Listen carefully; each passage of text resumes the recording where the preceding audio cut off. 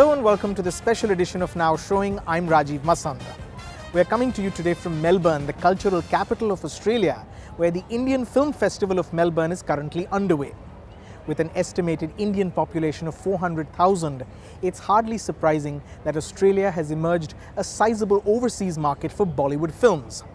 The Amir Khan starrer PK is currently the highest grossing Indian film in Australia, having made an impressive $2.2 million. The Indian Film Festival of Melbourne is aimed at satisfying the appetite of Indian movie buffs and introducing non-Indians to the magic of our movies.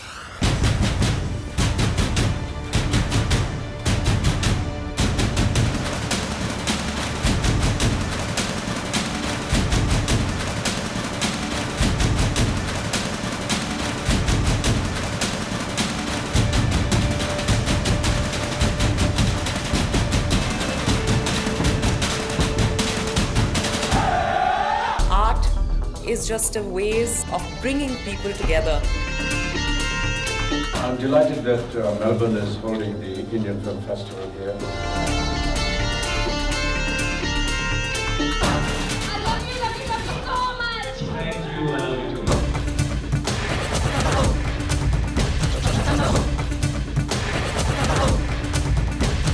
How do we write? The best dialogue in a film is the dialogue that's not been spoken. Kadambari was Rabindranath Tagore's sister-in-law. I mean, everybody wants to be a filmmaker. I couldn't speak the language and I hadn't seen any Hindi films. I mean, what was I thinking? I'm one of those writers who keeps writing till the last devotion. I have two big muses. One of my biggest muses is a Mexican painter called Frida Kahlo.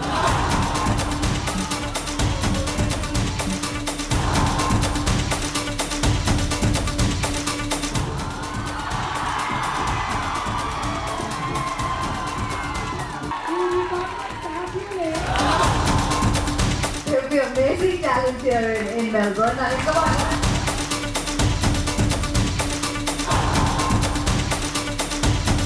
First of all, I love you too. You educate a man, you educate an individual, and you educate a woman, you educate an entire family.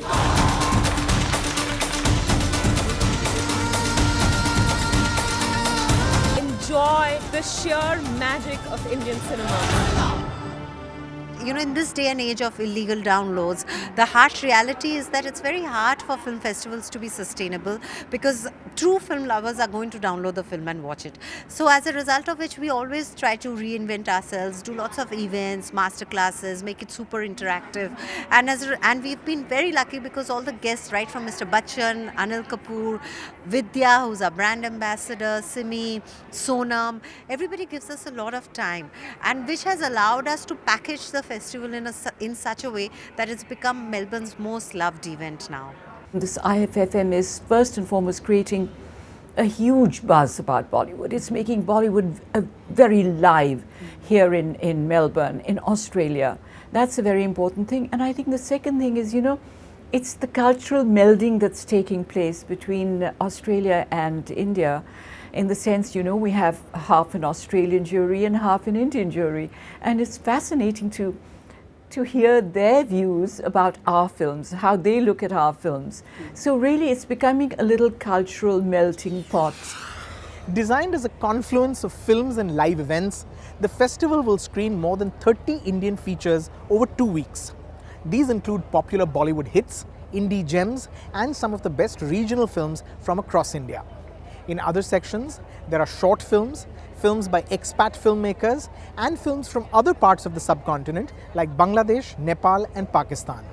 My favorite from this last section is the terrific Pakistani animation film Burkha Avenger, a delightful tale of empowerment that breaks all conventions.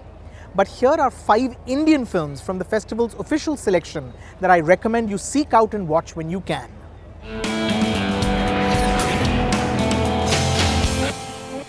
My name is Kakamute. Kakamute. Nachala Kakamute, Ampere Kakamute. Kakamute. Often funny, often deeply sad, this Tamil film is a searing, unforgettable slice-of-life tale about 2 slum children in Chennai who dream of tasting their first pizza. முந்நூறு हुआ यार? मनेरी या समरिंदा?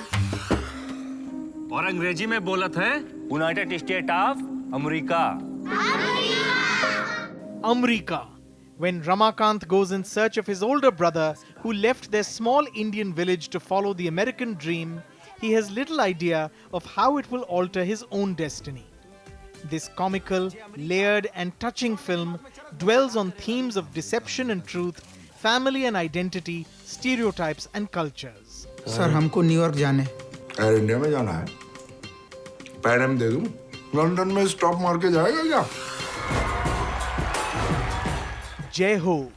This documentary on the Mozart of Madras goes beyond the incredible musical journey of A.R. Rahman to provide a glimpse into his personal narrative.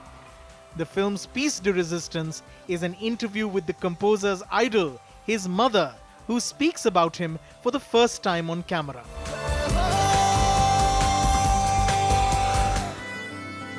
मेरा नाम परी है। मेरा एक छोटा भाई भी है। मैंने उससे वादा किया था कि उसके 90 बर्थडे से पहले वो देख सकेगा। Dhanak.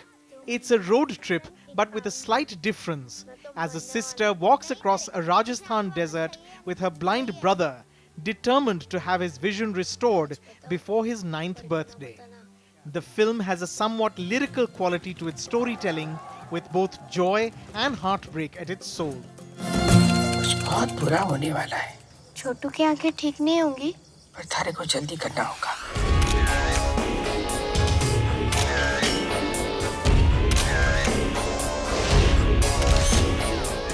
Chotu Shkone, a disturbing, clever and often morbid tale that moves back and forth between memories and the present. This engrossing and suspenseful Bengali film follows 4 famous directors and an old friend as they are reunited by an unknown producer to make 4 short films on the theme of death.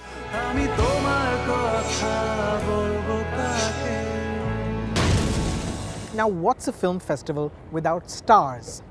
Some of India's most popular artists and filmmakers visited Melbourne during the festival to be honoured for their achievements, to plug their latest projects, or to participate in the many cultural activities planned around the festival.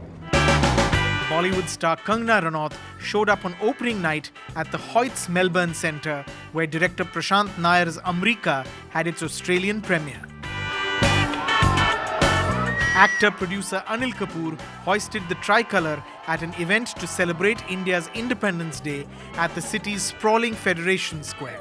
जय Hind!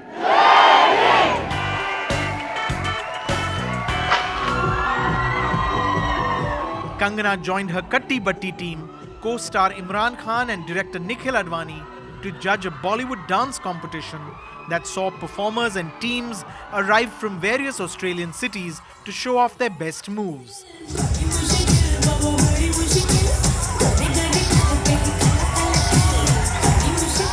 From tiny tots to local Aussie fans, the dance competition was a nice reminder of the massive popularity of Bollywood movies and film music.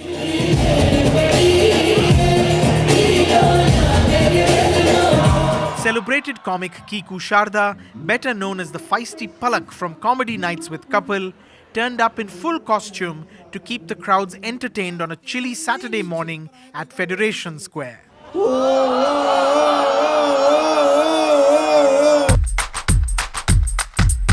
Simi Garewal and Sonam Kapoor walked for Anamika Khanna at a fashion show held at the National Gallery of Victoria, where designers from both India and Australia presented their work. I'm really happy to be here because I didn't know the Indian community was so, huge here, and I didn't expect this to be the response at all. I just thought it'd be like a fun thing, and I'd get to see a place that I've never seen before, and I wanted to come here because it's nice to promote Indian films. It's nice to promote yourself as well.